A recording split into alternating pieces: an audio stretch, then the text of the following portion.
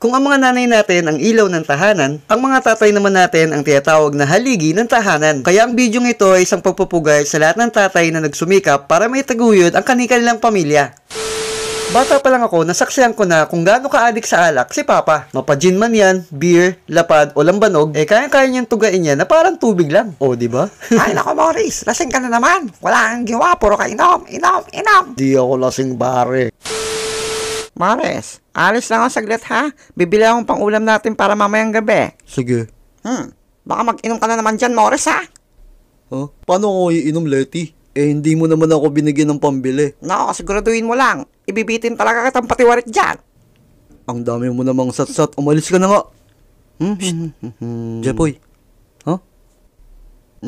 Bilan mo nga akong isang gin sa tindahan. Hala, sabi ni Mama, huwag ka na raw iinom ah. Hindi, pampaantok lang. Ayoko pa. Pag uminom ka ng alak, malalasing ka na naman eh. Tapos pag uminom ka, magwawala ka. Tapos aawayin mo na naman si Mama, mag-aaway na naman kayo. Manang-mana sa nanay niya to. Puro satsat. Sige na, dali na. Bili mo na akong alak sa tindahan. Sa'yo na sukle, bili kang gusto mo, ha? Yay! A few hours later.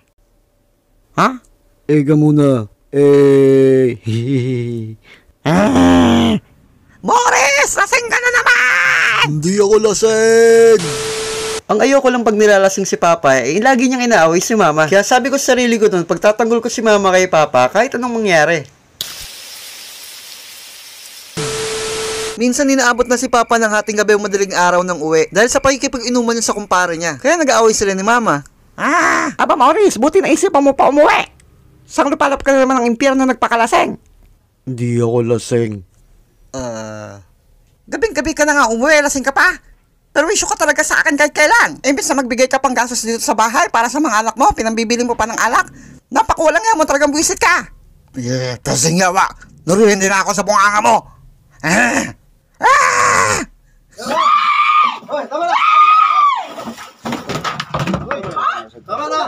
Nagigising na lang kami bigla sa away nila. Pero nasanay na rin kami. Didilat saglit, sabay tulog ulit. Kinabukasan, naantok pa ako. Jeff, bili mo ang kape sa kasukal sa tindahan. Sobrang ingay nyo kagabi. Di ako nakatulog ng ayos sa inyo. Puro kayo sigawan ni Papa. Ay, nako. Teka. Asan nga pala si Papa? Nako, bilisan mo na. Dami mo pang tinatanong. Bili mo na lang pinapabili ko sa'yo. Lo, paglabas ko nakikita ko si Papa nakandusay na lang sa lupa sa labas. Pag nag-aaway kasi sila Mama at Papa noon, hindi siya pinapayagan ni Mama matulog sa loob. Kaya sa labas siya ng bahay natutulog. Isang hapon, naisipan ko umuwi sa bahay namin galing sa paglalaro sa labas. Pagpasok ko, napansin kong parang walang tao sa loob. Nagtataka ako kung saan nagpunta sila Mama.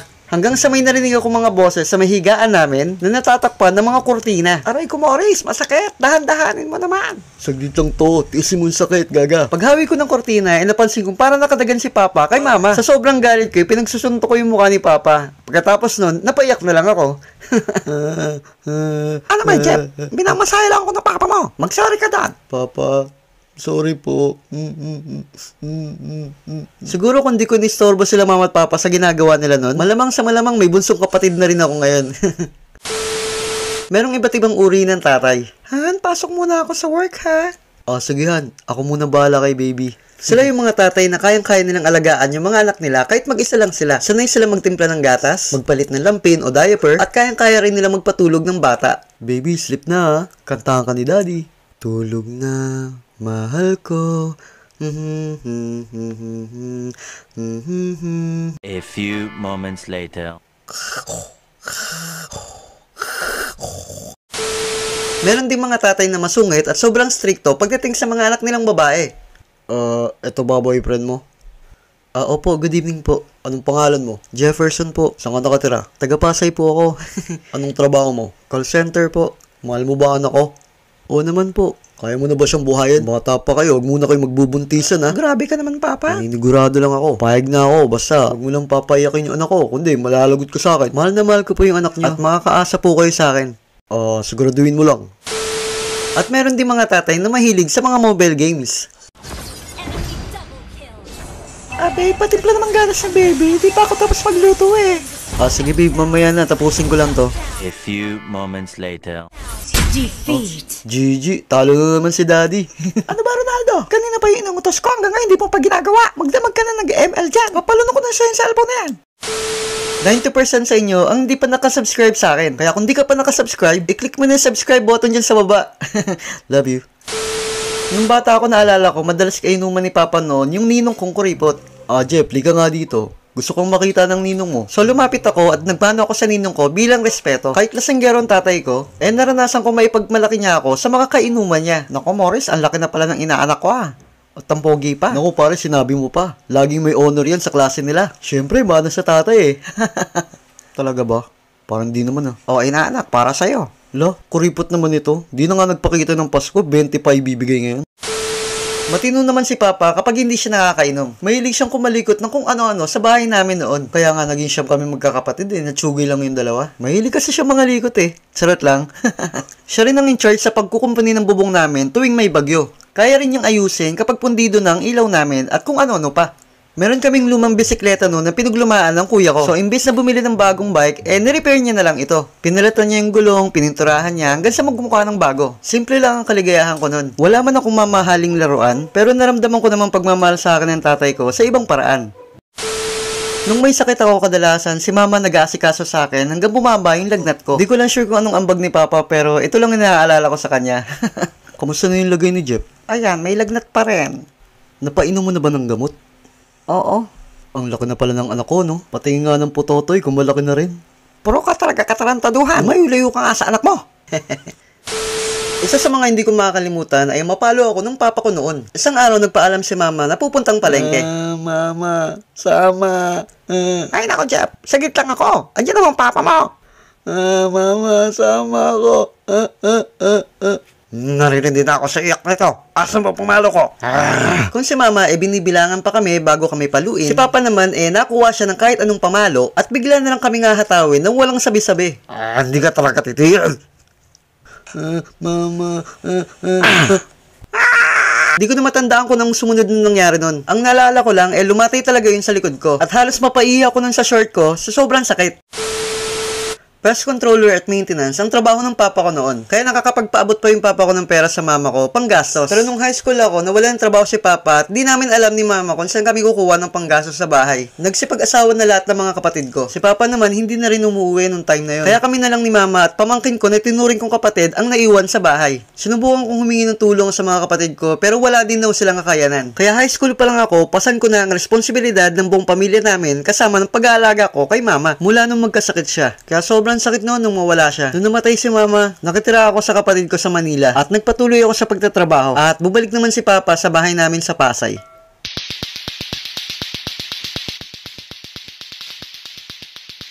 Papa, Happy Father's Day Cheers! Pa, thank you din pala kahit gaano kalala yung away niyo ni mama nun. Di mo siya pinagpalit sa ibang babae. Sobrang miss ko na po kayo ni mama. 2 taon pagkatapos pumanaw si mama, sumunod si papa. At sakto pang namatay siya nung mismong birthday ko. Kaya dobling sakit yung naramdaman ko nun. Kaya nung time na yun, di ko alam kung paano ulit ako magsisimula. Pa, may anak na rin po ako ngayon. Hindi man ako maging perpektong tatay. Sisikapin ko naman po maging mabuting ama para sa kanya. Ma, pa, kung nandiyan man po kayo sa langit, sana hindi na kayo nag-aaway dyan Nararamdaman ko po hanggang ngayon, ginagabayan niyo rin po ako dito. Iaalay ko po sa inyong dalawa, tinatamasa ko po ngayon. Bilang tatay, sisikapin kong hindi maranasan ng anak ko ang hirap na naranasan ko nung bata ako. At naniniwala ako darating yung panahon na magkakasama tayong muli. Sobrang miss na miss ko na po kayo ni mama. Papa, Happy Father's Day At mahal na mahal ko po kayo ni mama. Kainin mo na tong noodles habang mainit pa. Baka lumamig. Papa, ayoko na yan. Oh? Bakit? Basta ayoko na yan. Makulit ka!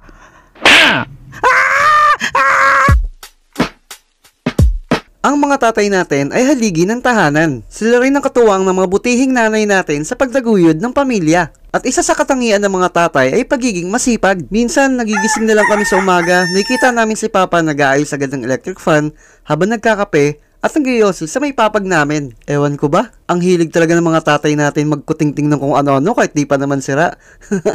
Minsan naman nagkakarpentero naman si Papa kahit alas 7 pa lang ng umaga ng linggo. Ang sarap-sarap pa ng tulog namin nun Tapos sumasabay pa yung tatay ng kalaro namin, nag-welding sa labas. Sigurado magigising ka talaga ng wala sa oras. Ingay! Naalala ko, takot talaga kami sa ipis ni Jenny noon. Buti na lang, on-call pest controller ang trabaho ng papa namin. Siya yung pumupuksa sa mga peste tulad ng anay at ipis sa mga opisina at sa mga bahay-bahay.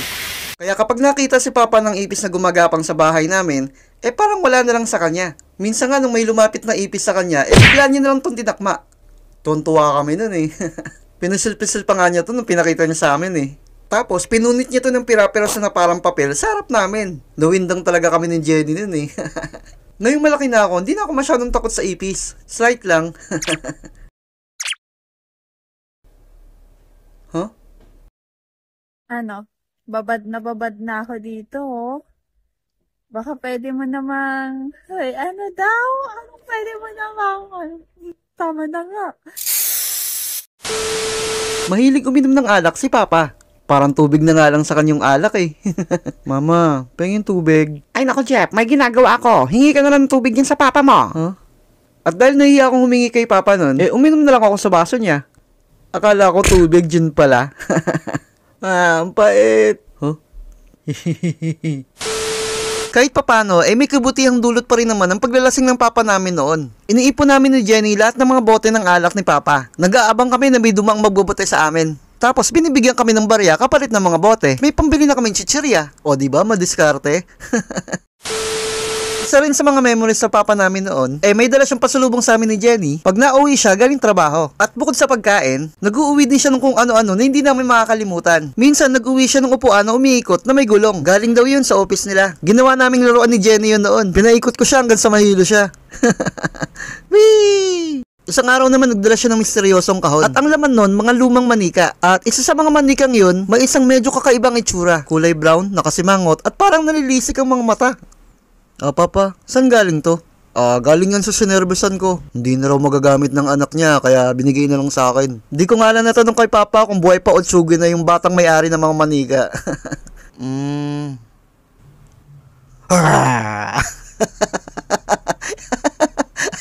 Mama, si Kuya Jeff na nanakot dito.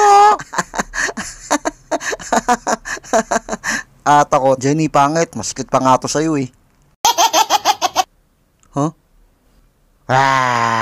Huh? Skyler, ito na noodles mo. Kain ka na. Huh? Yehey! Dada, may tanong ako. Oh? Ano yun? Nilulutuan ka din ng papa mo ng noodles nung bata ka? Oo, minsan nilulutuan niya rin ako. Di mabait din yung papa mo, Dada? Medyo. Naalala ko nung bata ako, nilutuan din ako ng papa ko ng noodles noon. Jeff, ito na noodles mo. Leti, kuha ka ng noodles dun sa kawali, marami pa dun. Sige. Jeff, kainin mo na tong noodles habang mainit pa, baka lumamig. Papa, ayoko na yan. Bakit? Binawasan mo na yan Hindi, di ko binawasan to. Binawasan mo na yan. Nakita nga kita dun kanina sa likod Okay na to. Sinabi ko nang di ko binawasan to Basta ayoko na yan. Jeff, kainin mo na yan. Baka mapalo ka ng papa mo. Ayoko na. Bahala ka. Makulit ka. Mula nun hindi na ako nag-inerte sa pagkain, lalo na kapag nandyan si Papa. Baka mahataw na naman ako ng sinturon Nung namatay si Mama, saka bumalik si Papa sa bahay namin sa Pasay. Doon na siya tumira at kasama niya na rin doon si Ate Daday. Ang dating maingay na bahay ay nabalot na ng katahimikan ng mga panahong yun.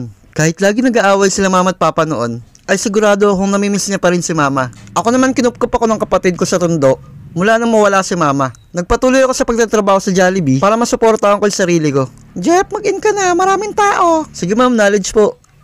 Hanggang sa dumating hindi ko inaasahan. Nagkasakit si Papa, tumaas ang lagnat, at tanging si Ate Daday lang ang nasa tabi niya. Hindi ko na nadalaw si Papa noon dahil sobrang busy ako sa pagtatrabaho. February 5, 2008, birthday ko noon. Nung umagang yun, nagpe-prepare ako sa bago kong a-apply ang trabaho. Maya-maya ay tumunog yung cellphone ko. Akala ko birthday greetings ang laman ng message na yun. Galing yung text na yun kay Ate Daday. Laking gulat ko nung nabasa ko yung text niya. Binasa ko yun ng dahan-dahan. Wala na si Papa. Para ako nasabuyan ng malamig na tubig nung mga oras na yun. Aminin ko may konting sama ng loob ako sa papa ko. Dahil di siya nagparamdam sa amin nung may sakit si mama. Pero kahit ganun, masakit pa rin sa akin na mawawala siya. Pero kahit balibalig na rin ang mundo, siya pa rin ang tatay ko. Minsan di natin maintindihan bakit tayo pinapagalitan ng mga tatay natin. Malalaman lang natin ang kalagahan ng mga pangalan nila sa atin pag naging magulang na din tayo. Sabi nga nila madali maging tatay, pero mahirap magpakatatay. Magpasalamat pa din tayo sa mga tatay natin na pinili tayong panindigan kaysa sa mga amang tumakas sa responsibilidad nila bilang ama. Sa lahat ng ama na patuloy na nagsusumika para maitaguyod ang kani-kanilang pamilya, saludo po ako sa inyo. Una sa lahat, gusto magpasalamat dahil sinilan niyo ako dito ni mama sa mundo. Wala ako kung di dahil sa inyo. Sorry po kung wala akong pagkakataon na makasama ka at makabawi sa mga huling araw mo. I'm still proud to be your son kahit po lasinggero kayo. Proud ako dahil kahit lagi kayo nag-aaway ni mama noon, di po kayo naganap ng ibang babae bukod kay mama. Di ko man po nasabi sa inyo noon pero pa, mahal na mahal ko po kayo ni mama. Miss na miss ko na din po kayo. I'm sure darating din po yung araw na magkakasama-sama rin tayo ni mama. Di man perpekto ang pamilya natin noon, pinalaki niyo pa din po akong mabuting tao at tinuruan akong magsumikap sa buhay. If given a chance na ipinanganak muli ako sa mundong to, kayo pa din po ni mama ang pipiliin kong maging magulang ko. Pasalamatan natin ang ating mga ama na nagtaguyod sa atin kahit gaano man kahirap ang buhay. Naging inspirasyon natin sila para magsumikap, na kahit meron silang bisyo, di pa din nila pinabayaan ang kanilang mga anak. Sa lahat ng ama, papa, tatay, daddy, itay sa buong mundo, saludo po ako sa inyo.